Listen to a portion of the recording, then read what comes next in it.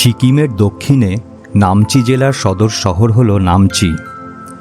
সমুদ্রপৃষ্ঠ থেকে প্রায় ৫৫০০ ফুট উচ্চতায় অবস্থিত একটি ছোট্ট পাহাড়ি শহরের নামের অর্থই হল আকাশের চূড়া বা স্কাই হাই। এখানকার প্রতিটি সকাল যেন নতুন করে শুরু হয় কাঞ্চনজঙ্ঘার সোনালি রূপের ছোঁয়ায়।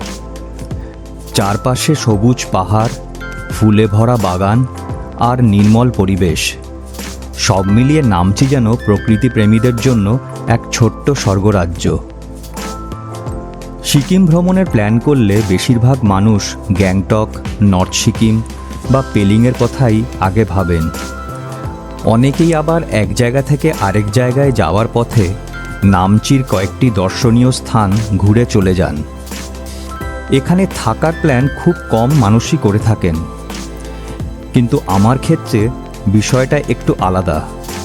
আমি যখনই নামচি আসার প্ল্যান করি চেষ্টা করি অন্তত 2 রাত এখানে থাকার, কারণ এই শহরের পরিচ্ছন্ন রাস্তা, শান্ত পরিবেশ, বন্ধুসুলভ মানুষ আর পাহাড়ি আবহাওয়া আমাকে বারবার টেনে আনে এখানে।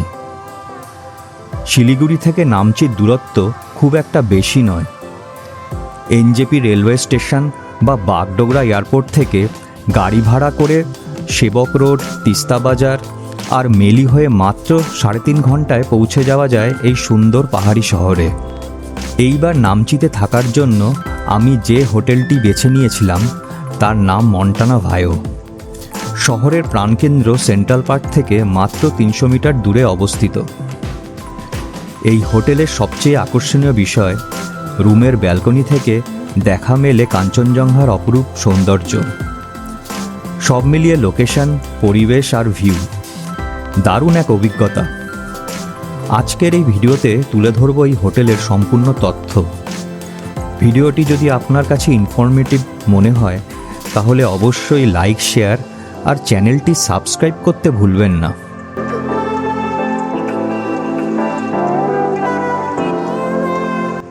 সেন্ট্রাল পার্ক থেকে জোরথাং রোড ধরে সামান্য এগোলেই পৌঁছে যাবেন হোটেল মন্টানা ভায়ো। সবচেয়ে সুবিধার বিষয় হলো হোটেলের ঠিক সামনেই রয়েছে পার্কিং জোন, তাই গাড়ি থেকে নামা বা ওঠা দুটো একেবারেই হোটেলের গেটের সামনে করা যায়। অতিরিক্ত হাঁটাহাঁটির কোনো ঝামেলাই নেই। এটি একটি 6 তলা হোটেল এবং প্রতিটি ফ্লোর সুন্দরভাবে পরিকল্পনা করে সাজানো। গ্রাউন্ড ফ্লোরে রয়েছে রিসেপশন, ফার্স্ট ফ্লোরে রয়েছে ব্যাংক অফ ইন্ডিয়ার একটি ব্রাঞ্চ, সেকেন্ড ফ্লোরে আছে রেস্টুরেন্ট কাম বার এবং ছোটদের জন্য কিডস জোন। থার্ড, ফোর্থ ও ফিফথ ফ্লোর জুড়ে রয়েছে হোটেলের বিভিন্ন ক্যাটাগরির রুম। আমি স্ক্রিনে সব ধরনের ক্যাটাগরি, রুম নাম্বার আর ট্যারিফ চার্ট দিয়ে দিয়েছি। সঙ্গে এক্সট্রা পার্সন বা বাচ্চা থাকলে কত চার্জ লাগবে সেটাও উল্লেখ করা আছে। আর সঙ্গে থাকে 12% জিএসটি। 300 নম্বর সিরিজের রুমগুলো থার্ড ফ্লোরে, 400 সিরিজের ফোর্থ ফ্লোরে এভাবেই সাজানো। যদি আপনি ভিউ পছন্দ করেন তাহলে কাঞ্চনজঙ্ঘা ভিউ ডিলাক্স বা এক্সিকিউটিভ রুম বেছে নিতে পারেন। এই রুমগুলোর সঙ্গে রয়েছে পার্সোনাল ব্যালকনি, যেখান থেকে কাঞ্চনজঙ্ঘার অপূর্ব দৃশ্য উপভোগ করা যায়।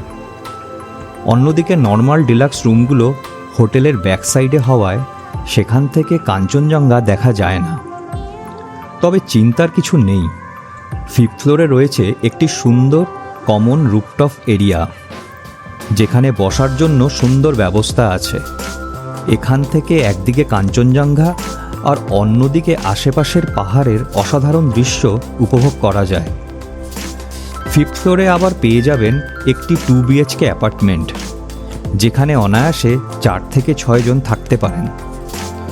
সঙ্গে রয়েছে রান্নাবান্নার সুবিধাও। ভিডিওর পরের অংশে আমি একে একে সব রুম ঘুরিয়ে দেখাবো। এই ভাড়ার সঙ্গে পাবেন কমপ্লিমেন্টারি ব্রেকফাস্ট। একটা বিষয় মাথায় রাখবেন, এখানকার রুমের ভাড়া ফিক্সড নয়, সিজন অনুযায়ী ওঠানামা করে। আপনি চাইলে মেক মাই ট্রিপ, গোয়াইবিবো, অ্যাগোডার মতো অনলাইন বুকিং প্ল্যাটফর্ম থেকেও বুক করতে পারেন। অনেক সময় সেখানে ভালো অফার পাওয়া যায়। আর যদি সরাসরি হোটেলে ফোন করে অ্যাডভান্স বুকিং বা স্পট বুকিং করেন তাহলে অবশ্যই রেট নিয়ে বার্গেনিং করে নেবেন। এখানকার চেক ইন টাইম দুপুর 2টো আর চেক আউট বেলা 12টা। আর হ্যাঁ, হোটেলে লিফটের সুবিধা আছে, তাই উপরের তলায় রুম হলেও ওঠানামা করতে নো প্রবলেম। এবার চলুন একে একে দেখে নেওয়া যাক হোটেলের রুমগুলো।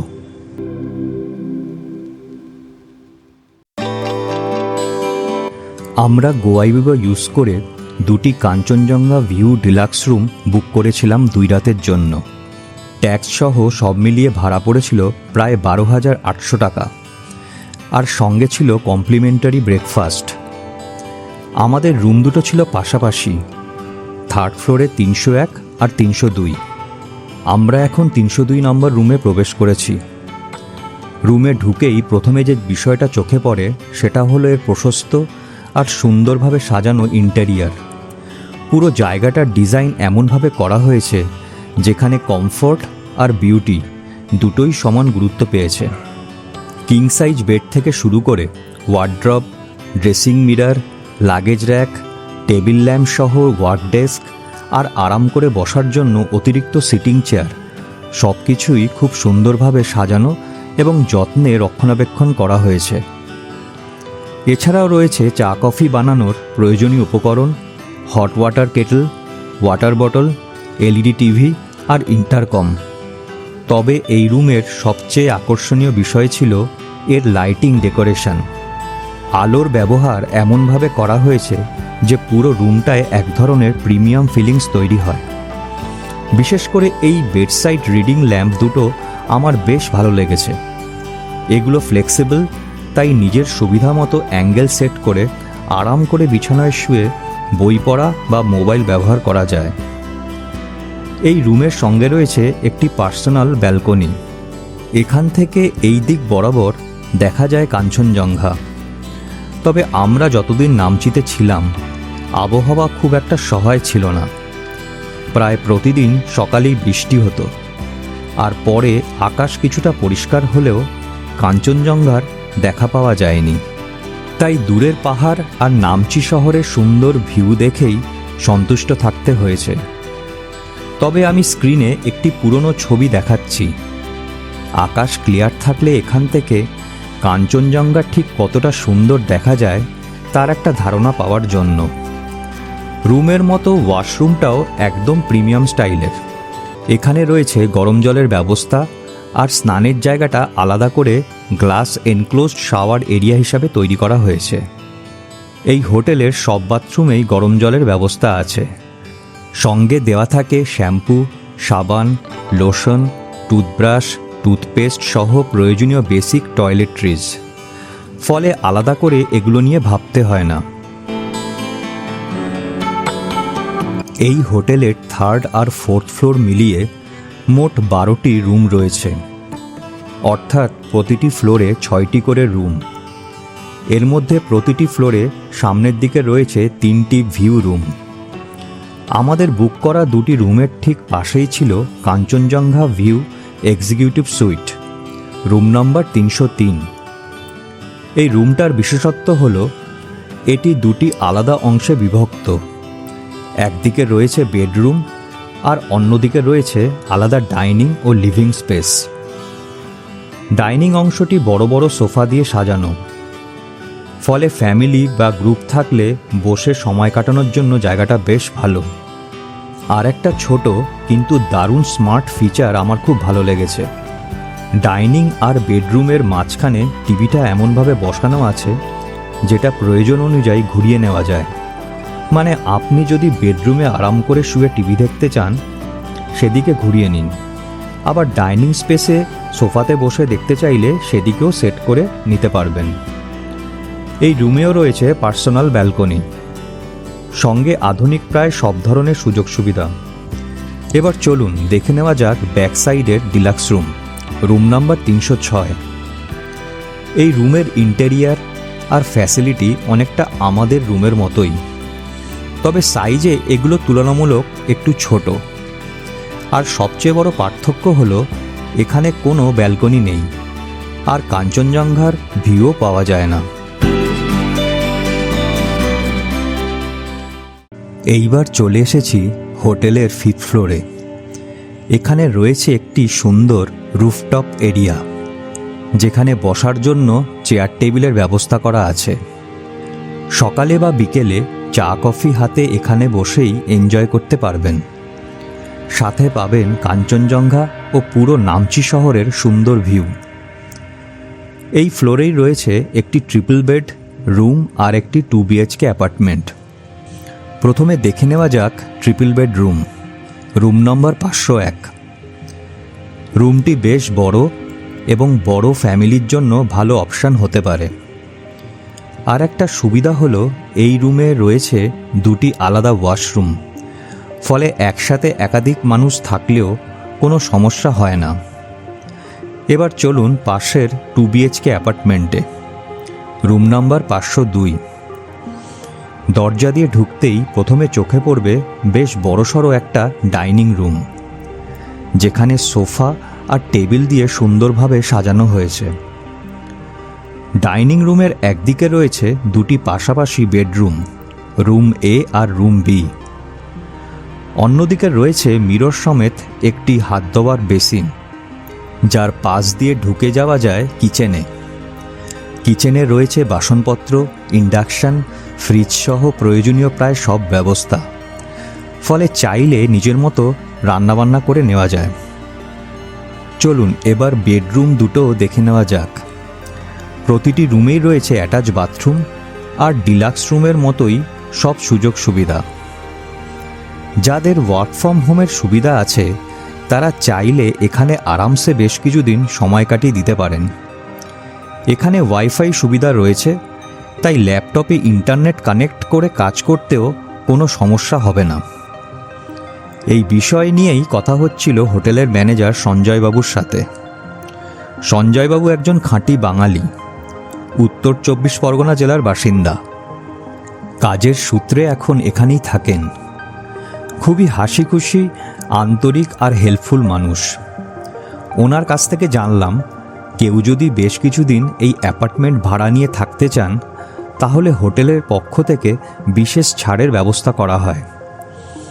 আর একটা তথ্য বেশ ভালো লেগেছে, এই হোটেলের রেস্টুরেন্ট পিওর ভেজ হলেও আপনি ননভেজ রান্না করতে পারবেন। ইনফ্যাক্ট হোটেলে বাইরের খাবার অ্যালাউ করে, তাই চাইলে অনলাইন ফুড অর্ডার করে রুমে বসেই খেতে পারেন। আর একটা মজার বিষয় হলো এই অ্যাপার্টমেন্ট আর ট্রিপল বেড রুম আবার ইন্টারকানেক্টেড। মাঝখানে একটা দরজা রয়েছে, তাই আপনারা যদি অনেকে মিলে আসেন তাহলে পুরোটাও ভাড়া নিয়ে নিতে পারেন।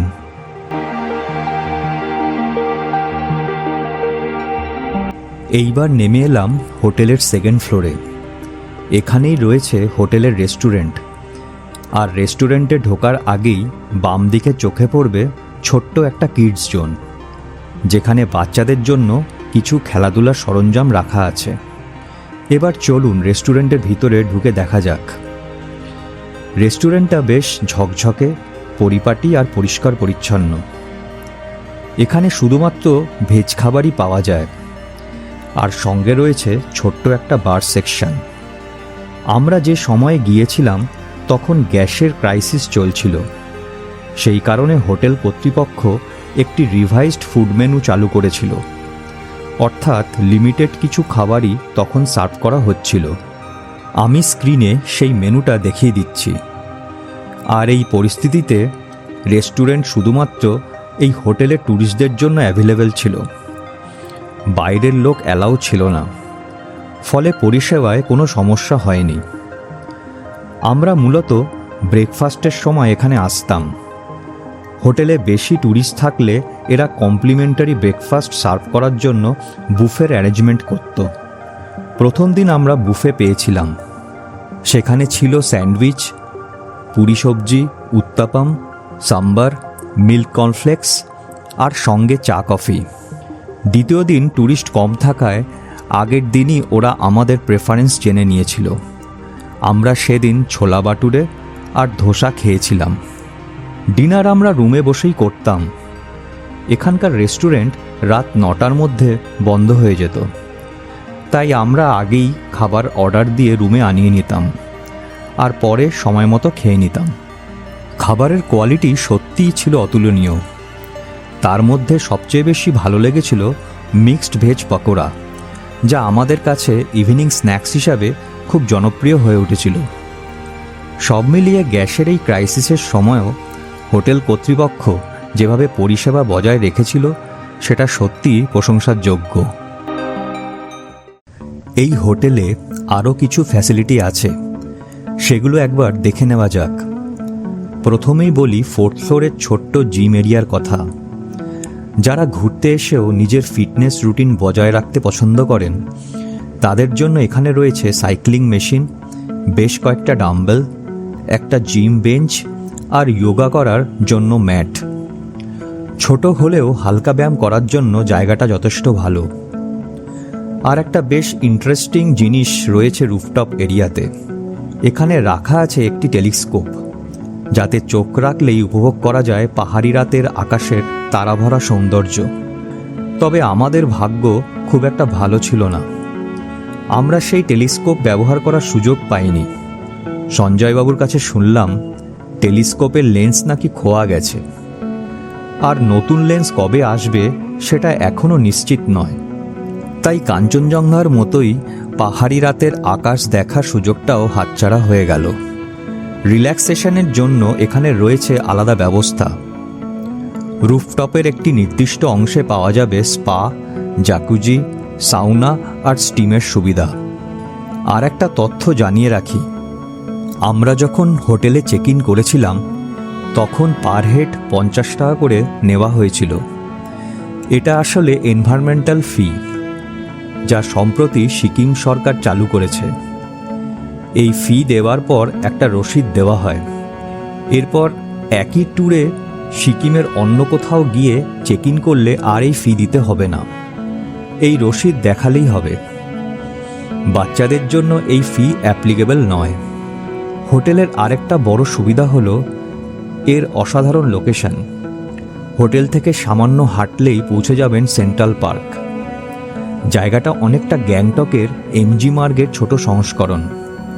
সারাদিন সাইট সিইং করে একটু রেস্ট নিয়ে সন্ধ্যাতে চলে আসতাম এখানে। একটু হাঁটাহাঁটি, ছোটোখাটো শপিং, কখনো বেঞ্চে বসে পাহাড়ি আবহাওয়া উপভোগ, সব মিলিয়ে দিনটা এভাবেই শেষ হতো। নামচির সাইট সিইং নিয়ে আমি পরে আলাদা করে একটা ডিটেল ভিডিও বানাবো। যাই হোক, এবার আমাদের চেক আউটের পালা। সত্যি বলতে কি আমাদের সবারই মনে হয়েছিল আরও একটা দিন যদি এখানে থাকা যেত তাহলে আরও ভালো হতো। হোটেলের ম্যানেজার থেকে শুরু করে প্রতিটি স্টাফ ছিলেন অত্যন্ত আন্তরিক, ভদ্র আর যত্নশীল। বিদায় নেওয়ার সময় আমরা ওদের বলেও এসেছি ভবিষ্যতে যদি আবার নামচি আসি তাহলে থাকার জন্য এই হোটেলটাই আমাদের প্রথম পছন্দ হবে। ভিডিওটি ইনফরমেটিভ লাগলে অবশ্যই লাইক, শেয়ার, কমেন্ট করবেন আর চ্যানেলটিও সাবস্ক্রাইব করে নেবেন। ধন্যবাদ।